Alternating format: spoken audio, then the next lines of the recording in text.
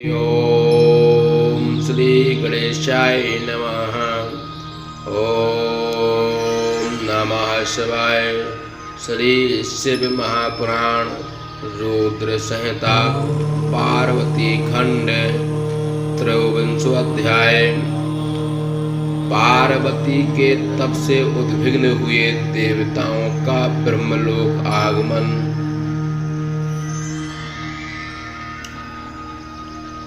ब्रह्मा जी बोले, हे नारद, इस प्रकार शिव दर्शन की लालसा से पार्वती को तप करते हुए जब बहुत बरस बीत गए और उसे शिव दर्शन नहीं प्राप्त हुआ, तब भी अपने संकल्प में दृढ़ निश्चय वाली उस पार्वती के समीप गिरिराज हिमालय अपनी स्त्री, लड़के तथा मंत्रियों को लेकर वहां पहुंचे और बोले।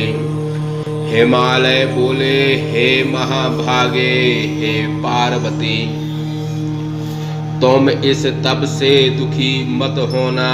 हे वाले, रुद्र विरक्त हैं, इसलिए तुम्हें दर्शन नहीं देते, इसमें संदेह नहीं। तुम अत्यंत सुकुमार तथा दुर्बल शरीर वाली हो और अब तपस्या से अत्यंत ग्रस्त हो जाएगी। यह बात सत्य है, यह बात सत्य है। इसलिए हे परवर्णी, तुम उठो और अपने घर चलो। उस रुद्र से तुम्हारा कौन सा प्रयोजन सिद्ध होगा, जिन्होंने प्रथम कामदेव को ही जला दिया है।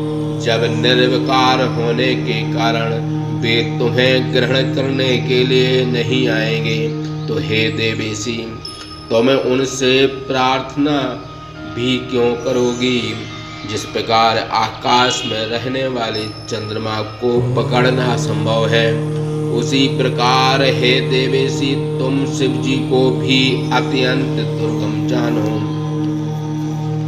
ब्रह्मा जी बोले, इसी प्रकार मैना, सहस्त्रादि, मेरु, मंदर एवं मैनाक ने भी उसे बहुत समझाया और अन्य कौंचादि पर्वतों ने भी अनेक हेतु आतुरता से रहत उस पार्वती को समझाया। सब लोगों के समझा लेने के बाद भी तपस्या में स्थित हुई। अत्यंत प्रसन्न पार्वती हंसते हुए अपने पिता हेममान से बोली। पार्वती बोली, हे माता, हे पिता, मैंने जो बात पहले कही थी, क्या आप लोग उन बातों को भूल गए। इस समय ये सभी बंधुजन मेरी प्रतिज्ञा सुने। अपने क्रोध से कामदेव को चला देने वाले सदाशिव निश्चय ही विरक्त हैं, किंतु उन भक्त वत्सल को मैं अपनी तपस्या से संतुष्ट करूंगी। आप सभी प्रसन्नता पूर्वक अपने अपने घरों की ओर लौटें। मेरे ऊपर भगवान शंकर प्रसन्न होंगे, इसमें संदेह नहीं।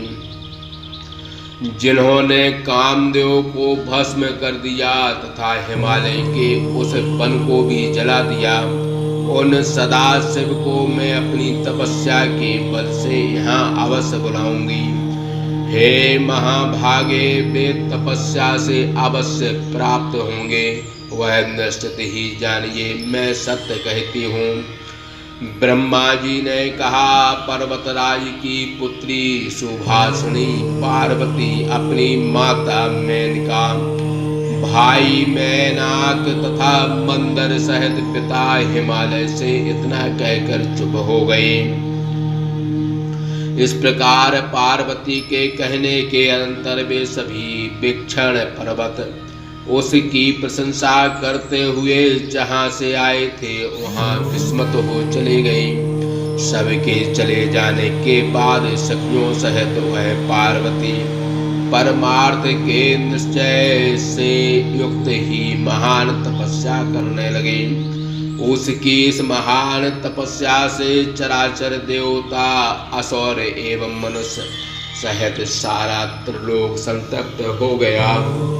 उस समय सौर्य असौर्य यक्ष किन्नर चारण सिद्ध साध्य मुनि विद्याधर महोरग प्रजापति एवं गुह्यक तथा अन्य प्राणों को कष्ट को प्राप्त हुए, किंतु किसी को भी इसका कारण ज्ञात न हुआ। पार्वती की तपस्या से इंद्रादि सभी देवगणों के शरीर जलने लगे। वे व्याकुल होकर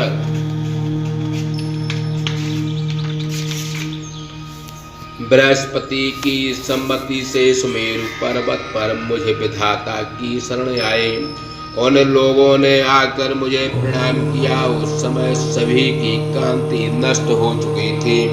फिर मेरी स्तुति कर एक स्वर से मुझे कहने लगे। देवताओं ने कहा, हे देव, इस चराचर जगत का आपने ही निर्माण किया है, किंतु इस समय यह सारी सृष्टि क्यों जल रही है, इसका कारण ज्ञात नहीं होता। हे प्रभु, हे ब्रह्मन, इसका कारण आप ही बताइए। हम देवगणों का सारा शरीर जल रहा है, आपके अतिरिक्त कोई अन्य हम लोगों का रक्षक नहीं है। ब्रह्मा जी बोले, देवगणों की बात सुनकर मैं ब्रह्मा ने शिव जी का स्मरण किया और हृदय में विचार किया कि वह यह सब पार्वती की तपस्या का फल है, जिससे यह सारा विश्व जल रहा है। तब मैंने क्षीर सागर में जाकर नारायण से निवेदन करने का विचार किया। वहाँ देवगणों के सहित जाकर मैंने देखा कि नारायण सुखपूर्वक आसन पर बैठे हुए हैं। तब देवगण नारायण को प्रणाम कर स्तुति करते हुए कहने लगे, हे नारायण, हे महाविष्णु, हम लोगों के सारे शरीर दग्ध हो रहे हैं, जिससे व्याकुल हो हम सब आपकी शरण में आए हैं। अतः हम शरणागतों की आप रक्षा करें। तपस्या करती हुई पार्वती के उग्र तप से हम संतप्त हो रहे हैं। इस प्रकार देवताओं के वचन सुनकर शेषासन पर विराजमान रमेश्वर ने उन देवताओं से कहा। विष्णु बोले, हे देवगणों, हमने जान लिया है कि आप सभी पार्वती की उग्र तपस्या से संतप्त हो रहे हैं। अतः मैं आप लोगों के साथ सदाशिव के स्थान पर चल रहा हूँ। हे देवगणों, हम लोग चलकर महादेव से प्रार्थना करें कि वे पार्वती का पाणी ग्रहण करें, क्योंकि शिव जी द्वारा पार्वती के पाणी ग्रहण करने पर ही लोक का कल्याण होगा।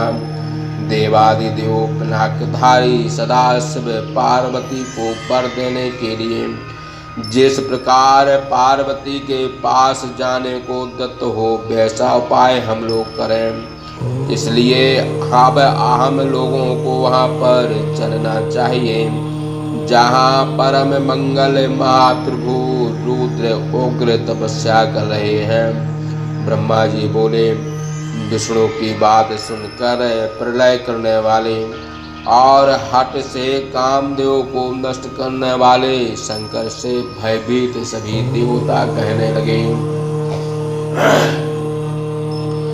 देवताओं ने कहा, हे विष्णु, महाभयंकर क्रोधी कालानल के समान जलते हुए विरूपाक्ष विषम नेत्र धारण करने वाले तेज से अत्यंत दुराधर्ष शंकर के समीप हम लोग नहीं जाएंगे, क्योंकि उन्होंने जिस प्रकार दुराधर्ष कामदेव को नष्ट कर दिया, उसी प्रकार क्रोध में भरकर कहीं हम लोगों को भी नष्ट न कर दें। ब्रह्मा जी बोले, इंद्रादि देवताओं की बात सुनकर विष्णु ने उन देवगणों को धीरज बंधाते हुए कहा। विष्णु बोले, हे देवगणों, तुम लोग आदर पूर्वक मेरी बात सुनो। सदाशिव तुम लोगों को दग्ध नहीं करेंगे, क्योंकि वे तुम लोगों का भय नष्ट करने वाले हैं। इसलिए आप सभी बुद्धिमान मेरे साथ उन परम मंगलकारी शिव के पास चलें, क्योंकि एकमात्र उन्हीं प्रभु के शरण में जाने से हम लोगों की रक्षा हो सकती है। वे शिव ही प्राण पुरुष हैं, सबके अधीश्वर हैं, सबसे श्रेष्ठ हैं, तपस्या करने वाले परमात्म स्वरूप और परात्पर हैं। हम लोगों को उन्हीं की शरण का आश्रय करना चाहिए। ब्रह्मा जी बोले, जब सर्व समर्थ विष्णु ने देवगणों से ऐसा कहा, तब वे सभी पिनाकी भगवान सदाशिव के दर्शन की इच्छा से चले। विष्णु आदि देवगणों ने मार्ग में पड़ने के कारण कौतूहल से भरकर सर्वप्रथम पार्वती की तपस्या देखने के लिए उसके आश्रम में गए। फिर सभी देवताओं ने उसका तप देखकर उसके तेज से व्याहत हो तेजो रूप से अधिष्ठित उन जगदात्री तपस्वी पार्वती को प्रणाम किया और साक्षात सिद्धि का शरीर धारण करने वाली उस पार्वती की प्रशंसा करने लगे। तदंतर वे देवगण शंकर के समीप चले। हे मुनि नारद, वहां पहुंचने पर उन देवताओं ने सर्वप्रथम तुमको शिव के समीप भेजा और बेहोशियों काम को नष्ट करने वाले सदाशिव को देखकर दूर ही स्थित रहे। तब हे नारद, तुम निर्भय होकर शिव के समीप गए, क्योंकि तुम विशेष रूप से शिव के भक्त हो। वहां जाकर तुमने शिव को प्रसन्न मुद्रा में देखा। फिर तुम लौटकर इतन से विष्णु आदि देवताओं को बुलाकर शंकर के पास ले गए। तदंतर विष्णु आदि सभी देवता शिव के स्थान में जाकर प्रसन्न मन उन भक्त वत्सल सदाशिव को सुख पूर्वक बैठे हुए देखा। वे योगासन लगाए हुए अपने गणों से घिरे हुए थे तथा परमेश्वर रूप में वे सदाशिव साक्षात तपस्या के विग्रहवान रूप थे। तब विष्णु एवं मेरे साथ रहने वाले अन्य देव मुनि तथा सिद्धगण उन परमेश्वर को प्रणाम कर वेद एवं उपनिषदों के सूक्त से उनकी स्तुति करने लगे। इस प्रकार शिवदत्ती भाषा टीका सबसे महापुराण के अंतर्गत द्वितीय रुद्र संहिता के तृतीय पार्वती खंड में पार्वती सांत्वना तथा शिव दर्शन नामक मरण नामक 23वां अध्याय समाप्त। बोलिए शंकर भगवान की जय।